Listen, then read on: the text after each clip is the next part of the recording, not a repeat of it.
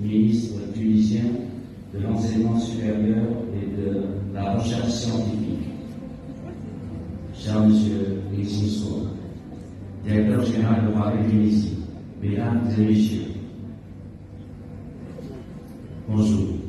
C'est un grand plaisir pour moi d'être invité aujourd'hui à la cérémonie de clôture de Huawei Tunisie 2022 Seeds for Future et de remise de prix de ICT Academy. Et je suis très heureux de revoir les jeunes étudiants tunisiens.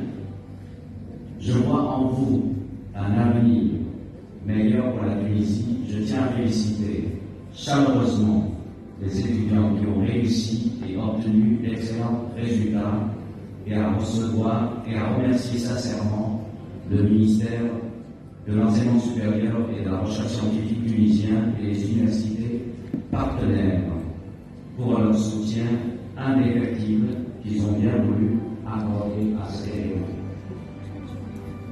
L'éducation inclusive est essentielle à un développement durable et équitable. En tant que leader mondial de TIC, Huawei investit massivement dans le transfert de connaissances et soutient le développement durable de l'économie mondiale, de la société et de l'environnement grâce au progrès de l'industrie éthique. Le programme Seeds for the Future se déroule en Tunisie depuis 8 ans et a accueilli plus de 140 étudiants. Huawei a signé des accords d'académie des TIC avec 72 universités tunisiennes bénéficiant à plus de 6800 étudiants. Cette année, Huawei a été le premier à organiser l'association des anciens alumni du programme Seeds for the Future pour la région Afrique du Nord en Tunisie et a lancé le programme Huawei Tunisia Starts en soutien aux startups, prouvant une fois de plus la place unique des talents tunisiens en Afrique. J'apprécie les efforts considérables déployés par Huawei Tunisie pour former les talents TIC et j'espère que la coopération entre Huawei et les partenaires tunisiens sera plus étroite et plus fructueuse. Mesdames et messieurs, ces dernières années, les échanges et la coopération entre la Chine et la Tunisie dans le domaine de l'enseignement supérieur se sont déroulés avec succès et la coopération entre les universités et les instituts de recherche scientifique des deux pays s'est intensifiée. Le gouvernement chinois offre chaque année des bourses d'études à la Tunisie. L'université de Tunis El Mana a signé des accords de coopération avec un certain nombre d'universités chinoises. En juin dernier, l'Institut de physique des plasmas de l'Académie chinoise des sciences et le Centre national des sciences et de la technologie nucléaire de Tunis a organisé conjointement la formation d'été 2022 sur la physique des plasmas et de la fusion pour la région Moyen-Orient et Afrique du Nord.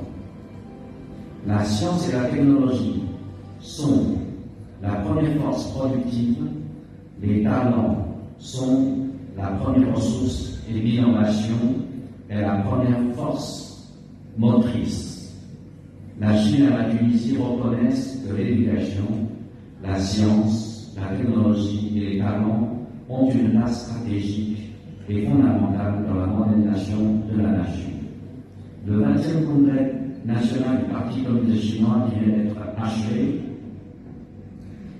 a souligné que la Chine met en œuvre en profondeur la stratégie de grand renouveau du pays par la science et l'éducation, la stratégie de renforcement du pays par les talents et la stratégie du développement axée sur l'innovation.